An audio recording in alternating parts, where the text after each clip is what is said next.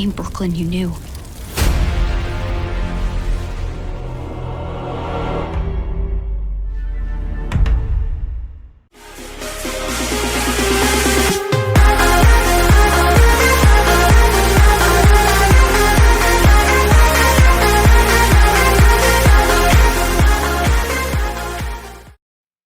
Hello guys, welcome back to the Dinorex Gaming.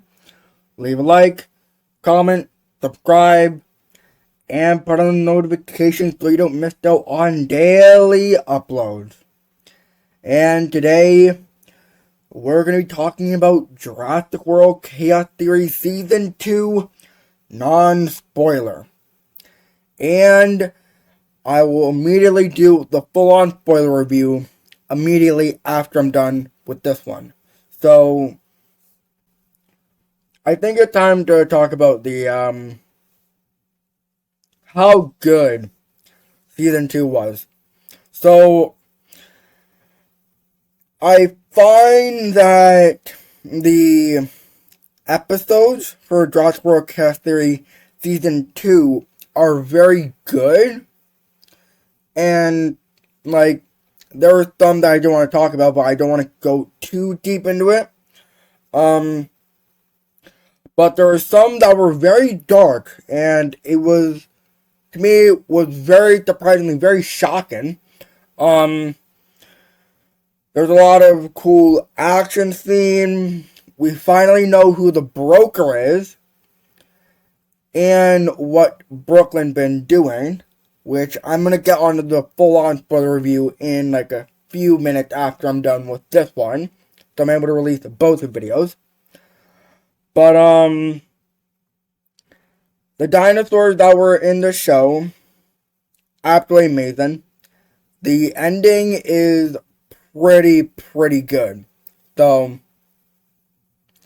and yeah, like, there's like a lot of, there's a lot of stuff that I noticed that I think that are very good and succeeded from Season 1 of Jurassic World Chaos Theory. And, like, there was a lot of stuff. So let's get on to the good. I find that this show is, like, a very good continuation from Season 1. And I find that I'm enjoying Season 2 a lot, like the same equalized as Season 1 of Jurassic World Chaos Theory. And I find that it was pretty good, and I find it that it was very interesting. Like, there were some dark moments, there were some, kind of callbacks to Camp Cretaceous, which I find was pretty good. I find that it was very unique, very cool, but also it's setting up for Season 3 of Jurassic World Chaos Theory. And the dinosaurs that were in the show, very good. One dinosaur that was very dark, two of them actually, not one, two of them. And I find it that it was not, it was like, it was not overwhelming or underwhelming, it was just medium. It was just like, I understand the part of what happened, and the ending to me, I fully understand what it means now, and it was sad. Like, I almost like shed a tear, because that was like super sad. Like, I felt sorry, and I find that where I think that season 3 of Jurassic World Chaos Theory is gonna be like a direct connection to Jurassic World Dominion. I'm not so sure. So then we got some we finally know what like kind of killed Brooklyn-ish but ripped her arm. And I'm going to talk about that in the full-on spoiler review. I find, though that's all the good stuff, we finally get answers and callbacks and stuff like that. Let's go by the bad, shall we? Because, there's some things that, to me, didn't really make sense at all. So, it takes place 2 months, like, I don't know if it takes place, like, a week before Jurassic World Dominion, or, like 2 months before Jurassic World Dominion. Because, if you guys remember, on Darius' calendar, it said September, when it should have been August, because that is when Jurassic World Dominion happened, or June or July, around that range, in that time frame.